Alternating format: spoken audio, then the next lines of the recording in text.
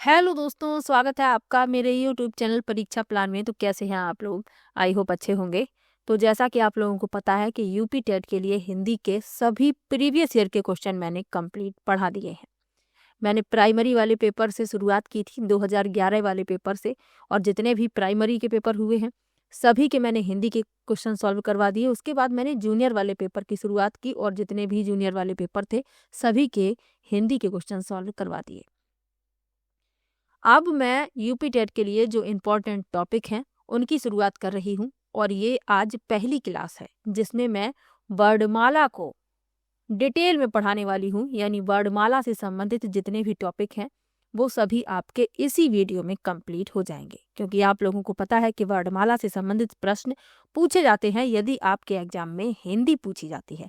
UP TET के अलावा भी मैं कई एग्जाम जो होते हैं उनकी बात कर रही हूँ जिसमें सामान्य हिंदी से संबंधित प्रश्न पूछे जाते हैं, तो उसमें वर्णमाला टॉपिक से संबंधित प्रश्न भी पूछे जाते हैं। तो आज आपका ये टॉपिक इस वीडियो में कंप्लीट हो जाएगा। तो चलिए वीडियो को शुरू करते हैं। वीडियो देखने के बाद यदि आपको अच्छा लगे, हेल्पफुल लगे, तो वीडियो को लाइक और शेयर कीजिएगा, और यदि आप चैनल पर नए हैं तो चैनल को सब्सक्राइब कर लीजिए। और प्रीवियस ईयर के क्वेश्चन वाली जो वीडियो है उनकी मैंने प्ले लिस्ट बना दी है, वहाँ पर आपको सभी वीडियो एक साथ मिल जाएंगी। इसके अलावा सीडीपी के प्रीवियस ईयर के क्वेश्चन भी मैं पढ़ा रही हूँ, तो आप लोग वो वीडियो भी देख सकते हैं। चलिए आज की वीडियो को शुरू करते हैं। इस टॉपिक से संबंधित प्रश्न आप लोगों को जरूर मिलेंगे, और ये वीडियो देखने के बाद आपका कोई भी प्रश्न गलत नहीं होगा। इसके अलावा ये टॉपिक आज की वीडियो में कंप्लीट हो जाएगा। उसके बाद नेक्स्ट वीडियो में मैं इस टॉपिक से संबंधित सभी महत्वपूर्ण प्रश्न लेकर आऊंगी। इसी तरीके से मैं सभी टॉपिक कंप्लीट पढ़ाऊंगी। पहले मैं एक वीडियो में टॉपिक को कंप्लीट करवाऊंगी और दूसरी वीडियो में उसी टॉपिक से संबंधित महत्वपूर्ण प्रश्नों की प्रैक्टिस भी करवाऊंगी। बस आप लोगों का थोड़ा सा सपोर्ट चाहिए। वीडियो को लाइक कीजिएगा और शेयर कीजिएगा। चलिए शुरू करते हैं। सबसे पहले जानेंगे वर्ड के बारे में। वर्ड के बारे में जानेंगे, उसके बाद वर्णमाला के बारे में जानेंगे, फिर वर्णमाला से संबंधित जितने भी टॉपिक हैं आपके उन सब के बारे में एक एक करके डिटेल में पढ़ेंगे। तो वर्ड क्या होता है? जिस ध्वनि के टुकड़े नहीं किए जा सकते, यानी जिसका खंडन नहीं किया जा सकता, उसे वर्ड कहते हैं। अर्थात भाषा की सबसे छोटी इकाई को वर्ड कहते हैं।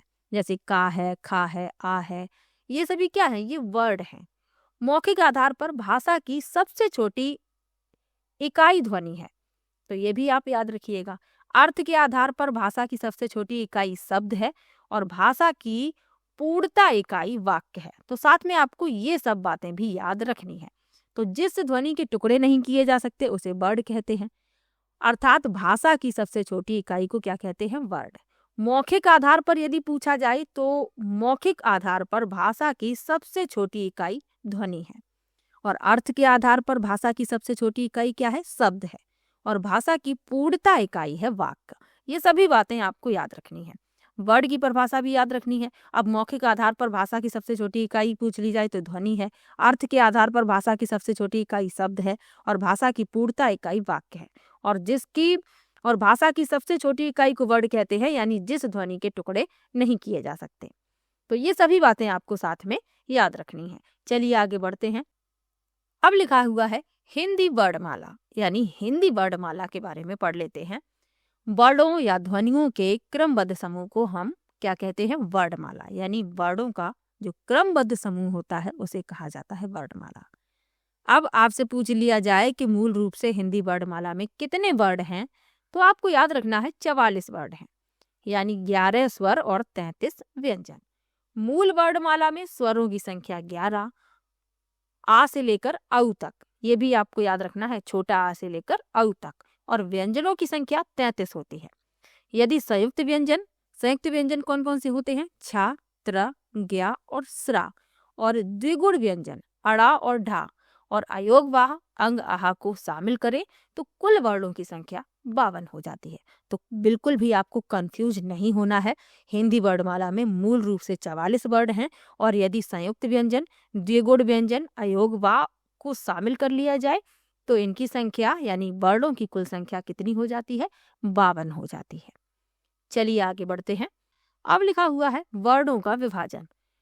तो वर्णों को 2 भागों में विभाजित किया गया है, स्वर और व्यंजन। ये बात हम छोटी क्लास से पढ़ते आए हैं कि वर्णों को 2 भागों में विभाजित किया जाता है, स्वर और व्यंजन। इंग्लिश में भी पढ़ाए जाते हैं, वॉवेल और कंसोनेंट। अब इसमें थोड़ा डिटेल में पढ़ने की आवश्यकता है, क्योंकि अब हम प्रतियोगी परीक्षाओं की तैयारी कर रहे हैं, तो हमें इन डिटेल में पढ़ने की आवश्यकता है। स्वर आप लोगों को पता ही है, व्यंजन भी आप लोगों को पता है, लेकिन ये इनका वर्गीकरण जो है कई आधार पर किया गया है और सभी आधारों के बारे में पढ़ेंगे। तो सबसे पहले जानेंगे स्वर के बारे में। स्वर क्या है? जिन वर्णों का उच्चारण करते समय किसी अन्य ध्वनि की सहायता नहीं लेनी पड़ती, उसे स्वर कहते हैं। अर्थात फेफड़ों से निकलने वाली हवा बिना किसी बाधा या रुकावट के सीधी मुंह के द्वारा बाहर निकलती है, उसे स्वर कहते हैं। स्वरों की संख्या 11 होती है। कौन कौन से स्वर हैं? छोटा, बड़ा, छोटी, बड़ी, छोटा ऊ, बड़ा हूँ, रिरी, ए आई ओ औ। ये 11 स्वर होते हैं जो आपको अच्छी तरीके से याद रखने हैं। तो जिन वर्णों का उच्चारण करते समय अन्य ध्वनि की सहायता नहीं लेनी पड़ती, उन्हें स्वर कहते हैं। अर्थात फेफड़ों से निकलने वाली हवा बिना किसी बाधा या रुकावट के सीधे ही मुंह के द्वारा बाहर निकल जाती है। स्वरों की संख्या 11 है और ये 11 स्वर आपको याद रखने हैं। छोटा, बड़ा, छोटी, बड़ी, छोटा ऊ, बड़ा ऊ, रिरी, ए आई ओ औ। इतना आपको याद हो गया होगा। चलिए आगे बढ़ते हैं। अब स्वरों का विभाजन किया गया है। सबसे पहले स्वरों का विभाजन किया गया मात्रा और काल यानी समय के आधार पर स्वरों को 2 भागों में बांटा गया। पहला ह्रस्व स्वर और दीर्घ स्वर। ह्रस्व स्वर क्या है? इन सबसे संबंधित प्रश्न पूछे जाते हैं और आपका प्रश्न कोई भी प्रश्न गलत नहीं होगा। वीडियो पूरा जरूर देखिएगा। तो ह्रस्व स्वर क्या है? इसे लघु स्वर भी कहते हैं। तो जिन स्वरों का उच्चारण करते समय बोलने में कम समय लगता है, उन्हें ह्रस्व स्वर या लघु स्वर कहते हैं। इनकी संख्या कितनी है? 4। छोटा आ, छोटी ई, छोटा ऊ और रिरी। तो जिन स्वरों का उच्चारण करते समय यानी बोलने में कम समय लगता है, उन्हें ह्रस्व या लघु स्वर कहते हैं। इनकी संख्या 4 है। याद भी रखना है, छोटा आ, छोटी ई, छोटा ऊ और रिरी। दीर्घ स्वर किसे कहते हैं? जिन स्वरों का उच्चारण करते समय बोलने में अधिक समय लगता है, उन्हें गुरु स्वर या दीर्घ स्वर कहते हैं। इनकी संख्या कितनी है? 7। बड़ा आ, बड़ी ई, बड़ा ऊ, ए आई और ओ औ। तो 7 ये हैं और 4 ये। कुल स्वर कितने बताए गए? 11 बताए गए। तो मात्रा और काल के आधार पर स्वरों को 2 भागों में बांटा गया। चलिए आगे बढ़ते हैं। प्रलुप्त स्वर के बारे में और आपको याद रखना है। हिंदी व्याकरण में उन स्वरों को प्रलुप्त स्वर कहते हैं जिनके उच्चारण में ह्रस्व स्वर से तिगुना और दीर्घ स्वर से अधिक समय लगता है। इन्हें त्रिमात्रिक स्वर भी कहा जाता है, जिनका उपयोग मुख्यतः पुकारने, गाने या जोर देने के लिए किया जाता है, जैसे ओम। तो इनमें प्रलुप्त स्वर है, तो ये भी याद रखिएगा। अलग से इसके बारे में मैंने आपको बता दिया है। चलिए आगे बढ़ते हैं। अब दूसरा जो प्रकार है, रचना एवं उत्पत्ति के आधार पर स्वरों के 2 भेद हैं।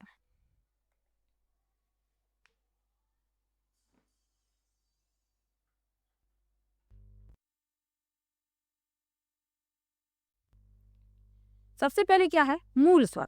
अब ये है रचना एवं उत्पत्ति के आधार पर 2 भेद। मूल स्वर, जिन स्वरों की उत्पत्ति किसी अन्य स्वर से नहीं होती है, उसे मूल स्वर कहते हैं, जैसे छोटा आ, छोटी ई, छोटा ऊ और रिरी। ये मूल स्वर है।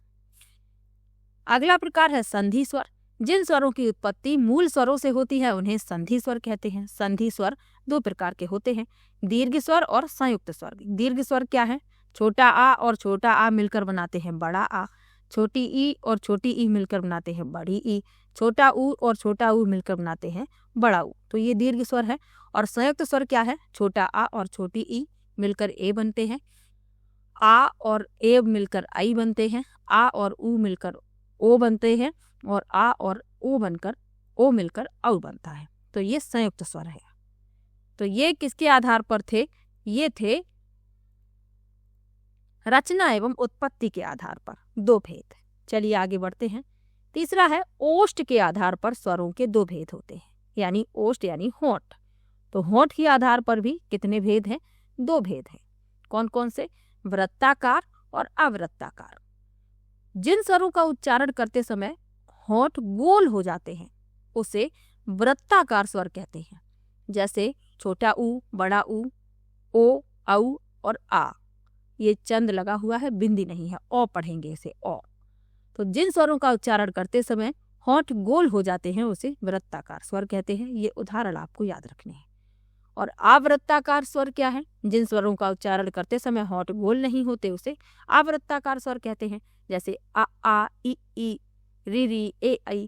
तो इनमें होंठ गोल नहीं होते, इनका उच्चारण करने में होंठ गोल होते हैं वृत्ताकार स्वर का उच्चारण करते समय। अवृत्ताकार स्वर का उच्चारण करते समय होंठ गोल नहीं होते। चलिए आगे बढ़ते हैं। अब लिखा हुआ है जिह्वा के आधार पर स्वरों के भेद। तो जिह्वा के आधार पर यानी जीभ के आधार पर स्वरों के 3 भेद होते हैं। कौन कौन से? अग्र स्वर, मध्य स्वर और पश्च स्वर। अब अग्र स्वर क्या है?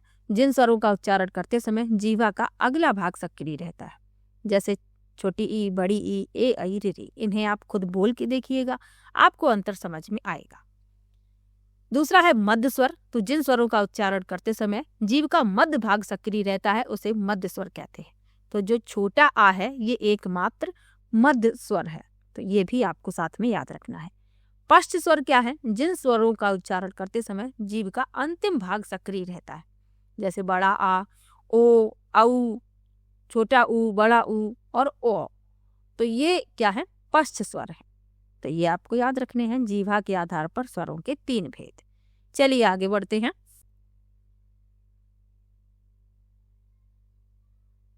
अब लिखा हुआ है कोमल तालु की स्थिति के आधार पर। तो 2 भेद बताए गए कोमल तालु की स्थिति के आधार पर, निर्नुनासिक स्वर और अनुनासिक स्वर। तो निर्नुनासिक स्वर क्या है? जिन स्वरों का उच्चारण करते समय कौआ नासिक विवर को बंद कर दे, जिससे हवा सीधी मुंह से बाहर निकलती है। कोमल तालु को कौआ भी कहा गया है, तो कंफ्यूज मत होइएगा। जैसे छोटा आ, बड़ा आ, छोटी ई, बड़ी ई, छोटा ऊ, बड़ा ऊ, री री, ए ऐ ओ औ। अनुनासिक स्वर क्या है? जिन स्वरों का उच्चारण करते समय हवा मुंह और नाक दोनों से निकलती है। इनका चिन्ह चंद्र बिंदु होता है। तो ये उदाहरण आपको याद रखने हैं। जिन पर चंद्र बिंदु लगा होता है वे अनुनासिक स्वर कहे जाते हैं। चलिए आगे बढ़ते हैं। अब आपका अगला जो टॉपिक आपको है पढ़ना, वर्णमाला का अयोगवाह, और मोस्ट इम्पॉर्टेंट है। यूपी टेट की परीक्षा में इससे संबंधित प्रश्न कई बार पूछा गया, प्राइमरी वाले पेपर में भी और जूनियर वाले पेपर में भी। सभी प्रीवियस ईयर के क्वेश्चन तो मैंने पहले इसीलिए सॉल्व करवाए हैं ताकि आपको सभी इम्पोर्टेंट टॉपिक पता चल जाए और आप अपने एग्जाम से पहले उन सभी इम्पोर्टेंट टॉपिक को पढ़ लें। अब अयोगवाह मोस्ट इम्पॉर्टेंट है, ये कई बार पूछा गया है। तो अयोगवाह क्या है? जो ना तो स्वर होते हैं और ना ही व्यंजन होते हैं, उन्हें अयोगवाह कहते हैं। ये 2 प्रकार के होते हैं, अनुस्वार और विसर्ग। अब अनुस्वार यानी अंग और विसर्ग यानी कि आहा। कभी कभी सीधे ही पूछ लिया जाता है कि निम्न में से अयोगवाह बताइए, तो अंग और आहा आपको ये साथ में याद भी रखने हैं। चलिए आगे बढ़ते हैं। अब लिखा हुआ है मुख आकृति के आधार पर स्वरों के भेद।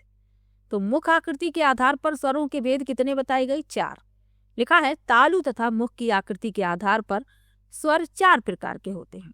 समवृत स्वर, अर्धसमवृत स्वर, विवृत स्वर, अर्धविवृत स्वर। समवृत स्वर क्या है? जीभ का अगला भाग अधिक ऊंचाई पर उठता है, ये कहलाते हैं समवृत स्वर। छोटी ई, बड़ी ई, छोटा ऊ, बड़ा ऊ। तो ये समवृत स्वर हैं और ये इंपॉर्टेंट है। ऐसा नहीं है कि ये आपको पढ़ना नहीं है, ये आपको अच्छे से पढ़ना है, कभी कभी पूछ लिया जाता है। अगला लिखा है अर्धसमवृत स्वर। तो जीभ समवृत स्वर से कम ऊंचाई पर उठती है, जैसे ए और ओ। विवृत स्वर क्या है? उच्चारण करते समय पूरा मुख खुल जाता है, जैसे आ। और अर्ध विवृत स्वर क्या है? मुख विवृत स्वर से कम खुलता है, जैसे ए, औ, आ, ओ।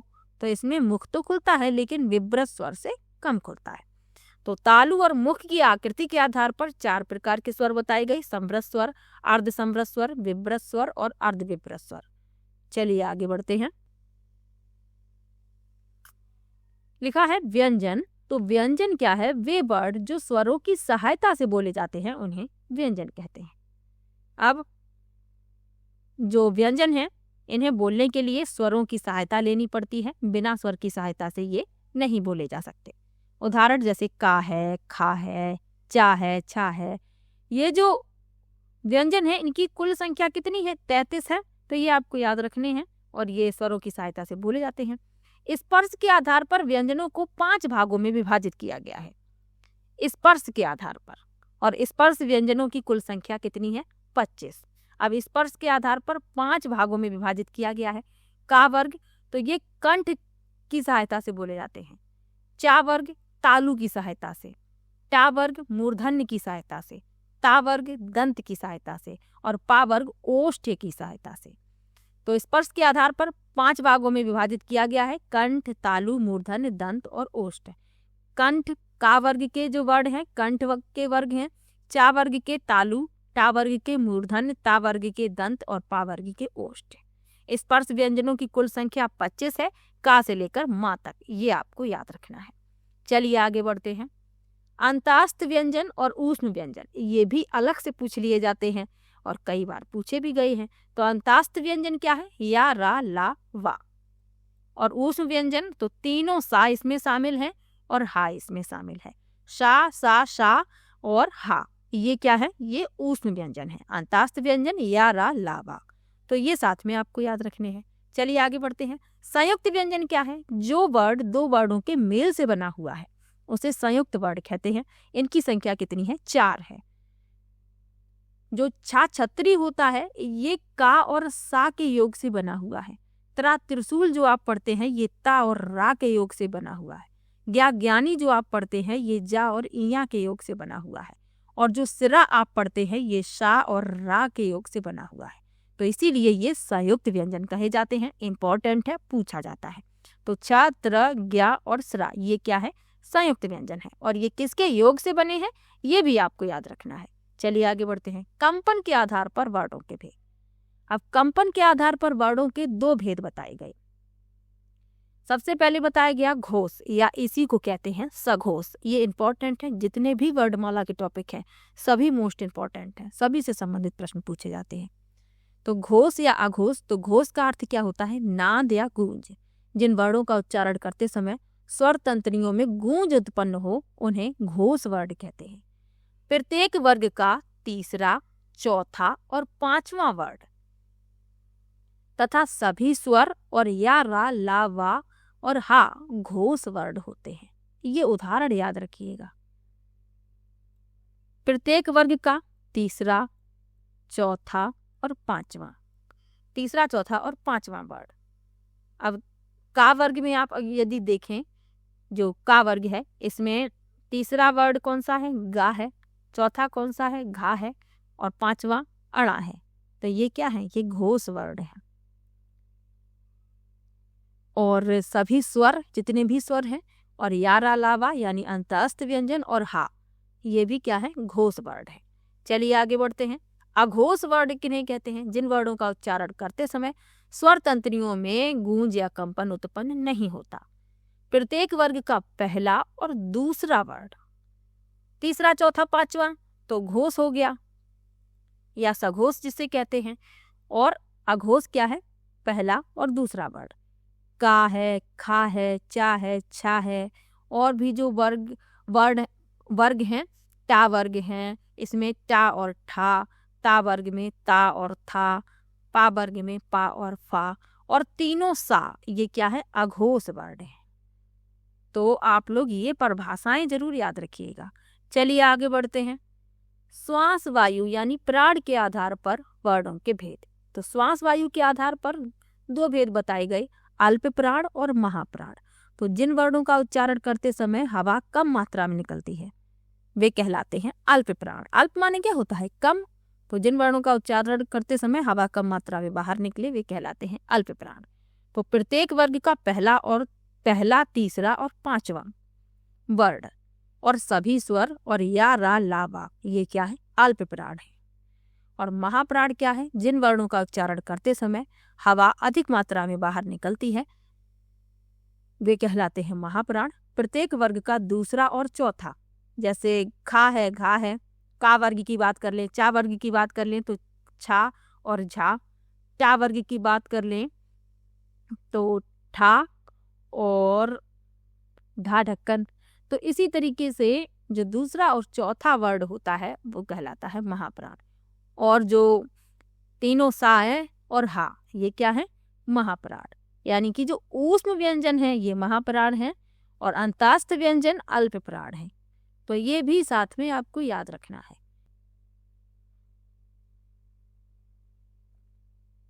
अब लिखा हुआ है उच्चारण के आधार पर व्यंजनों के भेद। तो उच्चारण के आधार पर व्यंजनों के भेद पढ़ लेते हैं। सबसे पहले लिखा है स्पर्शी व्यंजन। तो फेफड़ों से निकलने वाली हवा जब मुख के किसी अवयव को स्पर्श करती है तो वे कहलाते हैं स्पर्शी व्यंजन। का, खा, गा, घा, टा, ठा, डा, ढा, ता, था, दा, धा, पा, फा, बा, भा। ये क्या है? ये स्पर्शी व्यंजन है। संघर्षी व्यंजन क्या है? उच्चारण के समय दो अंग इतने पास आ जाते हैं कि हवा घर्षण के साथ बाहर निकलती है, जैसे शा, सा, सा, हा। तो ये संघर्षी व्यंजन है। चलिए आगे बढ़ते हैं। स्पर्श संघर्षी व्यंजन क्या है? जिन व्यंजनों का स्पर्श का समय अधिक रहता है और अंत में हवा संघर्षी हो जाती है। तो चा, छा, जा, झा। नासिक के व्यंजन क्या है? उच्चारण करते समय हवा नाक से बाहर निकलती है, जैसे अड़ा, इया, ड़ा, न, म। तो इनसे हवा जो है नाक से बाहर निकल रही है। पार्श्विक व्यंजन क्या है? जिह्वा का अगला भाग मसूड़ों को छूता है और हवा अगल बगल यानी पार्श्व से निकलती है, जैसे ला। और लुंठित या प्रकंपित व्यंजन क्या है? जिह्वा को 2-3 बार कंपन करना पड़ता है, जैसे रा। तो ये कहलाते हैं लुंठित या प्रकंपित व्यंजन। चलिए आगे बढ़ते हैं। उत्क्षिप्त व्यंजन क्या है? तो उत्क्षिप्त का अर्थ है फेंका हुआ। तो जिन वर्णों का उच्चारण करते समय जिह्वा झटके से नीचे की ओर गिरती है उसे उत्क्षिप्त व्यंजन कहते हैं, जैसे अड़ा और ड़ा जो ढाढक्कन होता है। और संघर्षहीन व्यंजन या अर्ध स्वर व्यंजन क्या कहलाते हैं? तो जिन वर्णों का उच्चारण करते समय कोई संघर्ष नहीं करना पड़ता उन्हें संघर्षहीन व्यंजन कहते हैं। जो व्यंजन स्वरों की तरह बोले जाते हैं उन्हें अर्ध स्वर भी कहते हैं, जैसे या और वा। तो व्यंजनों के सभी प्रकार आपको बता दिए। जितने भी प्रकार के व्यंजन होते हैं उच्चारण के आधार पर बता दिया, श्वास वायु के आधार पर बता दिया, कंपन के आधार पर बता दिया। तो ये सभी आपको याद रखने हैं। ये वीडियो देखने के बाद आपका कोई भी प्रश्न गलत नहीं होगा। अब लिखा हुआ है अन्य महत्वपूर्ण वर्ड। तो वत्स्य व्यंजन क्या है? वत्स्य का अर्थ है मसूड़ा। तो जिन व्यंजनों का उच्चारण करते समय जीवा का अगला भाग ऊपर के मसूड़ों को स्पर्श करता है वत्स्य व्यंजन कहलाते हैं, जैसे ला, रा और सा। ये अन्य महत्वपूर्ण वर्ड हैं, इनके बारे में भी जानना आवश्यक है।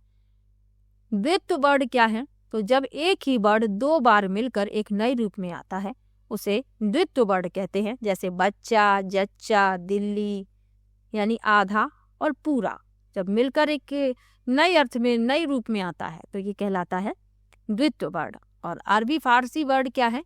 नुक्ता वाले। तो ये विदेशी ध्वनियां हैं, जैसे का, खा, गा, जा, फा। तो ये क्या है? ये अरबी फारसी वर्ड है, नुक्ता लगता है इनमें, ये जो आप बिंदु देख रहे हैं।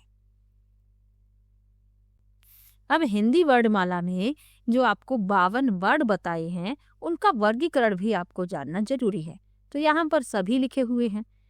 सबसे पहले लिखा है स्वर। तो स्वरों की संख्या है 11। छोटा, बड़ा, छोटी, बड़ी, छोटा ऊ, बड़ा ऊ, रि री, ए आई ओ औ। इनकी संख्या कितनी है? 11। अनुस्वार यानी अंग एक होता है, आहा एक होता है। कंठ व्यंजन का, खा, गा, घा, ड़ा ये कितने हैं? 5। तालव्य कितने हैं? 5, यानी चा वर्ग के जो व्यंजन हैं वो तालव्य हैं। मूर्धन्य टा वर्ग के सभी मूर्धन्य हैं। दंत ता, था, दा, धा, ना यानी ता वर्ग, ओष्ठ पा वर्ग। ये सब इनकी संख्या कितनी है? 25 है, आपको भी मैंने बताया ही था। अंतस्थ व्यंजन या रा, लावा। ऊष्म व्यंजन सा, सा, हा। संयुक्त व्यंजन छ, त्र, ग्या, स्रा। द्विगुण व्यंजन अड़ा और डा, ढाढक्कन। तो इनकी संख्या कितनी है? 2। सबको मिलाकर टोटल कितने होते हैं? 52। तो ये वर्गीकरण भी आपको जानना जरूरी था, इसीलिए मैंने आपको बता दिया है। तो आपका वर्णमाला जो टॉपिक है ये कंप्लीट होता है। स्वरों के सभी प्रकार बता दिए, जितने आधार पर बताए गए हैं उन सभी के बारे में मैंने आपको बता दिया है। व्यंजन के सभी प्रकार बता दिए। और ये एक वीडियो देखने के बाद आपका वर्णमाला से संबंधित कोई प्रश्न गलत नहीं होगा। 1-2 बार जरूर वीडियो देख लीजिएगा और हो सके आप लोग अपने लिए थोड़ी सी मेहनत करके महत्वपूर्ण जो तथ्य हैं उनको नोट कर लीजिएगा। क्योंकि जब लास्ट टाइम होता है तो आपके ये शॉर्ट नोट्स बहुत काम आते हैं। बाकी मैं आप लोगों के साथ हूँ ही। अब नेक्स्ट वीडियो में मैं वर्णमाला से संबंधित सभी प्रश्न लेकर आऊंगी।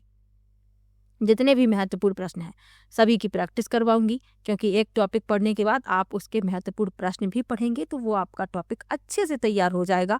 और प्रश्नों के साथ मैं परिभाषा भी बताती चलूंगी जो मैंने आज पढ़ाया है। अब स्वर से संबंधित कोई प्रश्न आएगा तो उसके बारे में थोड़ा सा डिटेल भी बता दूंगी। आप लोगों को कोई भी परेशानी नहीं होनी चाहिए, क्योंकि जो लोग भी मेरे चैनल से जुड़े हुए हैं वो इस विश्वास के साथ जुड़े हुए हैं कि मैं उनका विश्वास बनाए रखूं। तो मेरा भी एक कर्तव्य है कि मैंने जो कहा है उसे मैं पूरा करूं। मैंने आप लोगों से कहा था कि प्रीवियस ईयर के क्वेश्चन मैं कंप्लीट पढ़ाऊंगी। मैंने प्राइमरी जूनियर दोनों की कंप्लीट करवा दिए।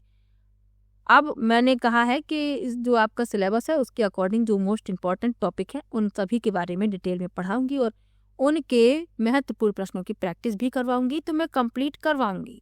बस आप लोगों का मुझे इतना सा सपोर्ट चाहिए कि आप लोग वीडियो को लाइक कीजिएगा, शेयर कीजिएगा, इससे मोटिवेशन बना रहता है। चलिए मिलते हैं नेक्स्ट वीडियो में। वीडियो कैसा लगा कमेंट बॉक्स में जरूर बताइएगा। पहला वीडियो था। आप लोगों को कोई भी डाउट हो तो आप कमेंट में जरूर लिखिएगा।